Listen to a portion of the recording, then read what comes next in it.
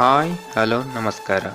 ಧ್ರುವ ಸರ್ಜಾ ಅಭಿನಯದ ಭರ್ಜರಿ ಸಿನಿಮಾ ರಾಜ್ಯಾದ್ಯಂತ ತೆರೆಕಂಡಿದ್ದು ಯಶಸ್ವಿ ಪ್ರದರ್ಶನವಾಗುತ್ತಿದೆ. ಹೀಗಿರುವಾಗ ಸಂತೋಷ್ ಎಂಬ ಯುವಕನೊಬ್ಬ ಭರ್ಜರಿ ಚಿತ್ರವನ್ನು ಫೇಸ್ಬುಕ್ ಲೈವ್ನಲ್ಲಿ ಬಿಟ್ಟಿ ಪ್ರಸಾರ ಮಾಡಿದ್ದಾನೆ. ಇದರಿಂದ ನೂರಾರು ಜನರು ಫೇಸ್ಬುಕ್ನಲ್ಲೇ ಸಿನಿಮಾ ನೋಡಿದಂತಾಯಿತು. ನಂತರ ಈ ಯುವಕನನ್ನು ಹಿಡಿದು ಯಾಕೆ ಹೀಗೆ ಮಾಡಿದ್ದಿ ಅಂತ ಕೇಳಿದ್ರೆ ಆ ಯುವಕ ಈ ರೀತಿಯ ಕಾರಣ ನೀಡುತ್ತಾನೆ. ನನಗೆ ಗೊತ್ತಿರಲಿಲ್ಲ, ಈ ಮಟ್ಟದ ವಿವಾದ ಉಂಟಾಗುತ್ತೆ ಎಂಬ ಅರಿವು ಬಂದಿಲ್ಲ. ನಾನು ಅವರ ದೊಡ್ಡ ಅಭಿಮಾನಿ.